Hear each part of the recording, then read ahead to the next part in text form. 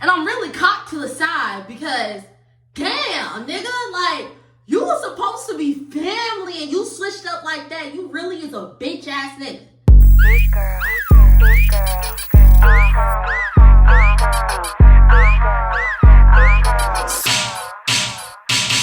I be sliding on these tight beats, nigga talk like who she. I had. Hey, what's up, you guys? It's Ania's Run. I'm back here with another motherfucking video. Before we get into the video, please like, comment, and subscribe. You guys don't have to give me money. You guys don't have to do any of those things. Just comment and subscribe. With that being said, let's get into the video. So, this is going to be like the first drunk motherfucking get ready with me, but also telling a story time. Like, how do you guys feel about new concepts? This is gonna be a new concept like every single week. Y'all, look at my nails. I know I probably showed you guys my set like a couple days ago, but if you guys see now, it is now covered up with a big butterfly.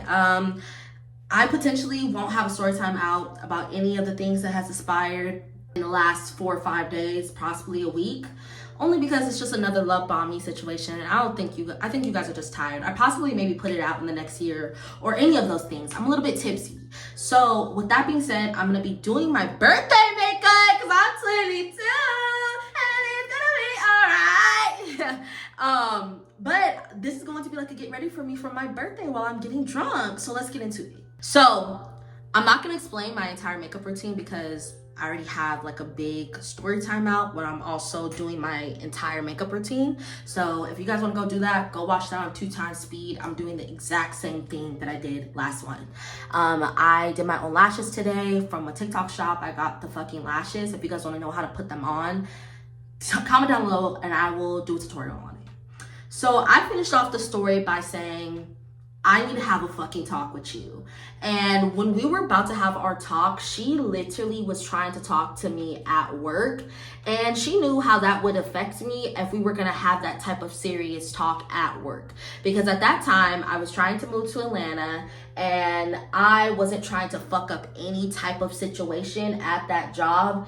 Even though at the time there was some messy shit going on that I did start, and I'm not even gonna fucking play with y'all, and now probably won't even be a story time because it's such a short fucking story time about everything that aspired. But I just did not want to put my job at danger because I was interviewing to get the position I'm in right now. So I kept on texting her phone just saying, girl, just come outside. Let's just talk outside.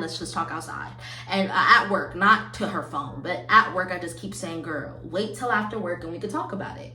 So the end of the day comes and we're silently walking outside together, and I'm like, girl, just come meet me by my car. We're in a public area, no shit's gonna go down. I'm not trying to start anything. I just want to have a conversation about everything that has transpired. Yes, I do think that I'm in the wrong for saying this, but I started off the conversation a little bit hostile when I was just like, everybody feels this way about you, and I had to be the one to talk about this to you. And I shouldn't have started it by saying that, but I felt like it was needed because for years this girl has worked at this job. She has terrorized multiple people at this job, disrespected multiple people, and nobody has checked her to the point where it was like, bitch, you need to shut your fucking mouth. It's always been a catty little hi girl and bye girl and oh, I don't like her behind her back. But no, I'm not the one to tell you I don't like you behind your back, and I'm gonna tell you right in your front of your face. And at the time I was just a little bit angry, so I was like, everybody feels like this towards you, bitch, like, because everybody did. So I go and I say that, and I'm going into all of the things that she did that I transpired that I told you guys about, but she stops me mid fucking sentence. And the worst thing you could do to me is stop me mid fucking sentence and say some stupid shit like she did. For some reason I lost my fucking beauty blender, so we're going to use the same sponge that I use for my concealer. So she then stops me and says, oh, we don't have to be friends. Like, we don't have to be friends. We could just be cordial for work, but we don't have to be friends. And I remember just being like, yeah, we don't have to be fucking friends. And that wasn't the point of the conversation. The point of the conversation is I wanted to get my point across before because of the disrespect that you've been doing. So then I continue on and I keep going in detail of everything that she has done. And then she stops me mid-sentence again. And she says that she thinks that I'm an overthinker and I'm sensitive. And I'm not going to lie to you guys. She said something a little bit worse than that, but I don't remember exactly what she said. But it was something about coming from my character and saying that I was just sensitive and that I am an overthinker. And I remember I was like, what the fuck are you talking about? Why did you just call me sensitive? And then she goes, I never called you sensitive. Like, I never said that. And the sick thing is that a couple days prior to this, I was explaining to her how my ex-boyfriend would gaslight me, and the fact that she used the same exact tactic that my ex-boyfriend did on me when he would sit in front of me and be like, Zania, I never said we were dating. Like, I never said that. And I told her, like, he would try to gaslight me like that. And I just find it weird that she, even if it was unconscious, she wasn't consciously doing it on purpose, it's the fact that her brain immediately went to trying to gaslight me into thinking that she did not call me sensitive. So I go, what the fuck are you talking about? Like, and I tell her, I say, I'm trying not to come for you or be disrespectful because I can say some shit that will hurt your feelings, but I just don't want to do that, right? So then I continue talking. And again, she fucking stops me and goes, we don't have to be friends. And I go, I understand that. So at this point, I know that she's trying to rush this conversation so that I could shut the fuck up and she could get away from me. So then I start saying things. So I start going into detail again about the night that I got really drunk. You guys are not going to believe what this bitch then ends up telling me that night. She then looks at me and goes, this is me. You let me get drunk, did not look over me, and then like tried to make it seem like I was the one who lost I was the only one who lost my keys and that it was my fault that we got into. And she stops me mid-sentence and goes, I don't know why you were so drunk. I thought you were on medication. She says that I was on medicine. That's the reason why I was so drunk that night, because I was on meds. And at that moment, I'm like, bitch, what the fuck are you talking about? So at this point, this bitch is trying to say that I was on some type of perks or something. That's why I was so turned up. What type of fucking medicine do you think I was on? What type of medicine did I ever say that I ever fucking did? So now I'm like, bitch, what the fuck are you talking? Now I'm getting hyped up. And I'm like, what the fuck are you talking about? Just because you think that you're a fucking mom does not mean that you're better than anybody. And I also forgot to add that during this conversation, she starts talking herself. Mind you, I allow her to speak because I'm like, I'm not going to sit here and try to make it seem like I'm just this big bully, because I'm not trying to be no big bully. Because if I did anything wrong, I would like her to tell me I did anything wrong too. But then she starts talking and it's like she's trying to find every reason to be like, you are a bad person. So she brings up when she would have to come to the gym with me, and I told her to stay a little bit fucking longer because we had to finish our workout. And remember, I was like, girl, just stay a little bit longer. We literally have one more set left and then we could leave.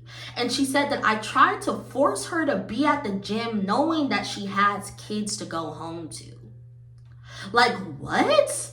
And I'm like, what the fuck are you talking about? So during this entire conversation, it went literally nowhere because she wanted to make me feel like I was a piece of shit. Like I was the one that was in the wrong because I'm desensitive, I'm an overthinker. So she immediately tries to gaslight me. So once she said the medicine thing and I started to turn up and be like, what the fuck are you talking about? She then starts to walk away and go, I'm a mom, I have to go home. So once she does that, and I really settle in the factor that I have to leave to Atlanta in the next month and a half, and that I could either follow this bitch home and beat her up, or I can just shut the fuck up and keep my job.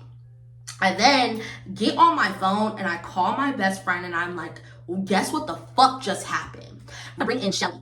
Shelly, I then called Shelly. Mind you, prior to this, I talked to Shelly about what happened with Olivia. And me and Shelly are sharing our experience, and we're talking about how the night, remember how I told you that they were beefing because of the guy at the club? Well, really, Olivia was being messy as fuck that night. And Shelly finally seen that she was a fucking weirdo and started distancing herself from her. So then I call my friend Maria and I call Shelly and I'm like, guess what the fuck just happened?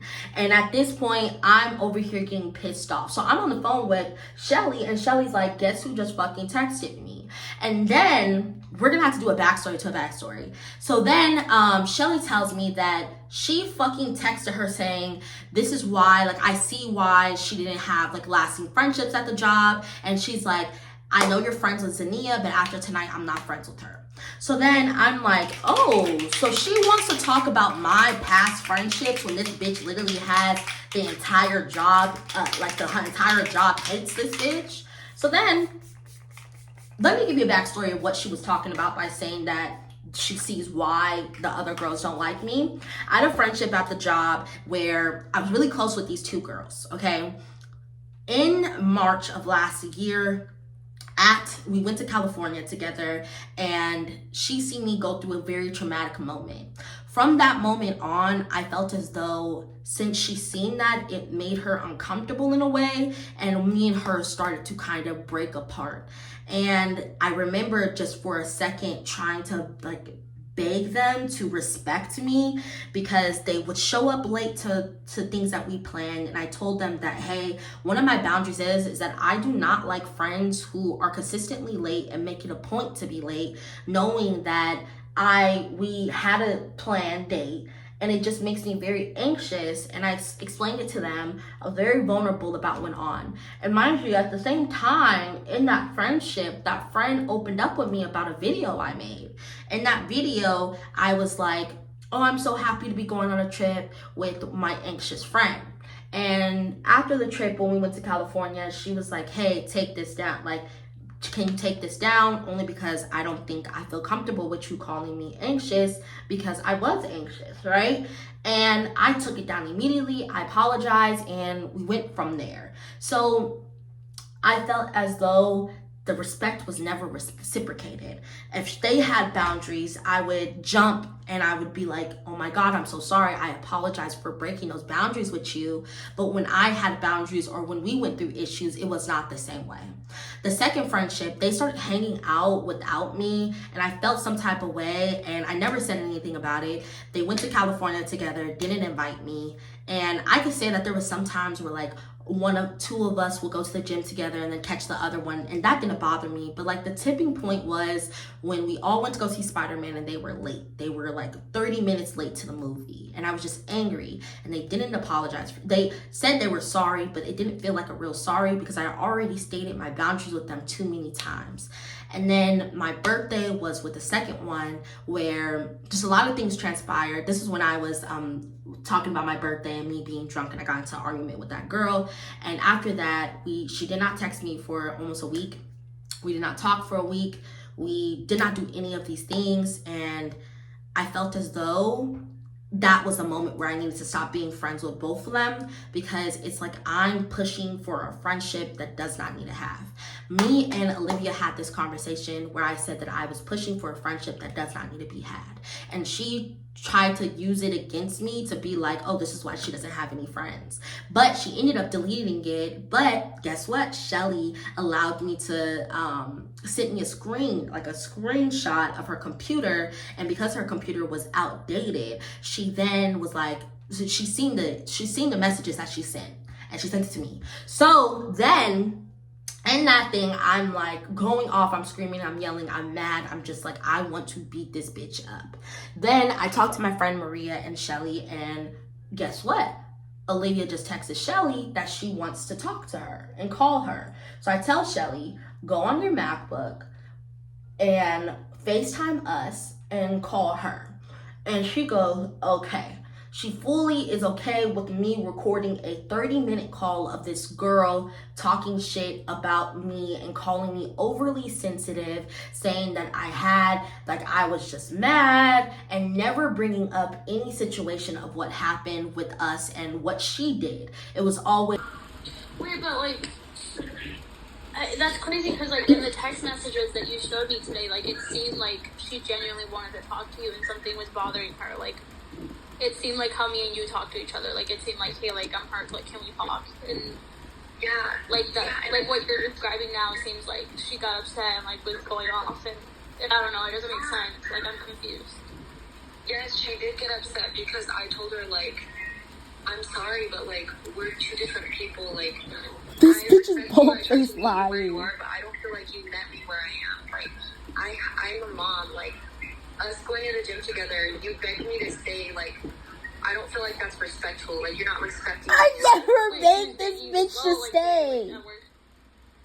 No, like, yeah. Also, today at work, like, she just doesn't get that I have I have to be places, like, at a certain time. Like, I can't just be hanging around and wasting time. Like, I don't have time like that. No one really has time like that, to be honest. Even if you don't have kids, like, just being an adult, like, you know what I mean? And, so she's like, I just feel like you think that you're more mature. like she's in the wrong, she's just sensitive, I don't like being friends with her. And she starts off the conversation by telling Shelly how young she is and how she's happy that she's 21 and she's mature, and that I'm not mature like her. After, mind you guys, the reason that led to this as well, I forgot to put it in part 2, was that what ticked me off is that we all hung out on Halloween. When Halloween came, I was talking to Shelly because this is the time where I was going to talk to Olivia, but the sneezing incident didn't happen yet. So I'm like, oh my God, Shelly, we're going to the same birthday party. We should go link up and come.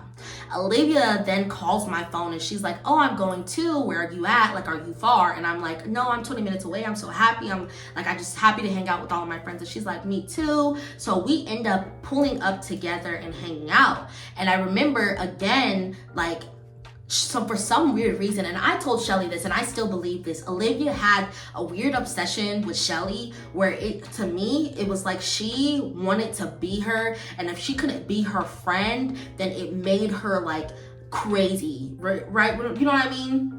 Where like, to me, it was like an obsession. Like, Olivia had an obsession with Shelly. Like, when we were together, she was just telling her how excited she was that she was gonna be there. She's so happy. Oh my God, I'm ready for you to be here. Come. And I make a joke because then I'm like, you're not excited for me to be here? And she's like, hi, I am, but I really do want to see Shelly. And Shelly then opened up to me and said that Olivia brought her to the side and said that I was mad that she was here, that she was excited to see her, which is so fucking weird. That's why me and Shelly really came close, because then that situation, plus the coffee situation, and all of these things transpiring, we became a lot closer together. The story kind of ends with Olivia, and me and Olivia were at work, and she would try to test me. She would go up to me and bring customers and be like, da-da-da-da, you're welcome.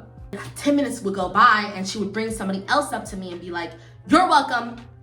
And just, I would look at her and I would smile and I would go. And she was trying to provoke me. So then I ended up going to the managers because I'm like, oh yeah, you're not gonna fuck up my position in Atlanta because you wanna be a weirdo. So then I moved on from that. So then Halloween ends up coming, because this all happened in October, and me and Shelly end up going to one of my Victoria's Secret one of my coworkers at Victoria's Secret, because I worked at Victoria's Secret for like a month in September and October, and she threw a she threw a fucking Halloween bash. So then I invited Shelly and I invited my homeboy. Mind you, my homeboy and Shelly had a history together. They used to talk. So then I'm like, okay, he said that he wasn't doing anything tonight. He kind of has a crush on her. They kind of have a crush on each other. I could just, they could hang out together and I will be good. You know what I mean? Like, I'll be good being by myself.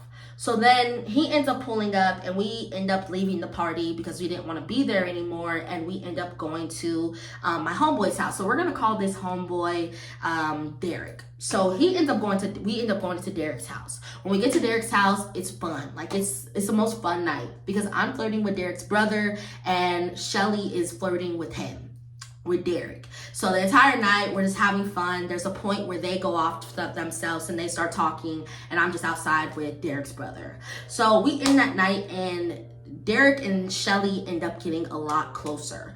And because of that, I became closer to Shelly because of the Olivia situation, but I also become closer to Derek. So long story short, they end up getting together and I end up moving out. They end up like becoming a little bit more serious. I end up moving out here, and in December, kind of January, end of December, January, they get into like a little bit of an argument. And I remember Derek was just telling me, can you please talk to her, talk some sense into her, tell her that I like her, like to stop messing around. And I remember I was like, okay, cool, like I'll go do that for you because I'm your friend, I'm both of your guys' friends, and I would want the best for you guys, you know? Oh my God, that candle scared the fuck out of me. So then I went and I called Shelly, and me and her had a 2-hour conversation about their relationship and everything that they were going through, and also everything that I was going through with the a boy, that my Sinky Link, and just a lot of things about life. And we were talking about her health, we were talking about everything. And I just remember being like, girl, I just talk to him, y'all need to just talk and stop being like childish. And she's like, no, he's being childish. And we end that conversation with us just talking about them talking, and they ended up talking again. This began a 7-month trend where anytime Derek would be in a situation with Shelly, Derek would come to me. And at the beginning, I'm like, no, Shelly just is the way she is because she's been hurt before. And then it slowly became every time Derek would come to me about a situation, it sounded more and more to me like Shelly was being very toxic towards Derek, and they were becoming toxic towards each other. And towards the ending, I kind of was like, hey, maybe you just need to leave her alone. Maybe you just need to like take a break. Let her be. Like she'll come back to you. And the crazy thing is that anytime Derek and Shelly weren't in a good position, I would hear from Derek every single fucking day. We would have 2-hour conversations where I was just talking him down, trying to like help him through the entire thing. And I would just be there for him the entire time. But anytime they were on good terms, I would not hear from Derek for 3-4 days until they got into their next fucking argument. So they are arguing bad before I got to Arizona, and I'm just like, oh shit, I'm about to like go. I want to see Shelly and I want to see him, but they're beefing real fucking bad. And I remember just being like, damn, that has nothing to do with me. I probably got to see them both separately and just move on from that because they're in a situation. The night that I get into Arizona, they already made up like a day prior to it, because I was not hearing from Derek for almost 2-3 days, and I was calling him, asking him if he was okay. Mind you, they made up. So I call her and I'm like, do you want to hang out? And then I call Derek and I'm like, do you guys want to hang out? Like, what do you guys want to do? Do you guys want to go to the club?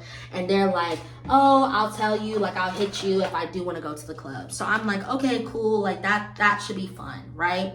And I end up calling Shelly, and then Shelly was like, I'm with him right now. I don't need to like explain it. Yes, I forgave him. We're back together. Let's get over that. And yeah, so I'm just like, okay, that's cool. Now that you guys are not beefing no fucking more, we could all be on the same page. So we end up going out that night, and Shelly is just telling me how much she misses me. Derek's also telling me how much he misses me and saying that he's happy that I'm thinking about moving back and he can't wait to have Big Z here. And I'm just like eating it up because I'm like, oh my God, I miss all my friends. I miss being around everybody. Like, I just miss Arizona so fucking much. So after this night, we get super drunk, and the next day, I'm texting Shelly and I'm just like, we need to hang out again before I leave. And she's like, yes, we need to hang out again before you leave. I can't wait to see you. And we start saying like things like that, right?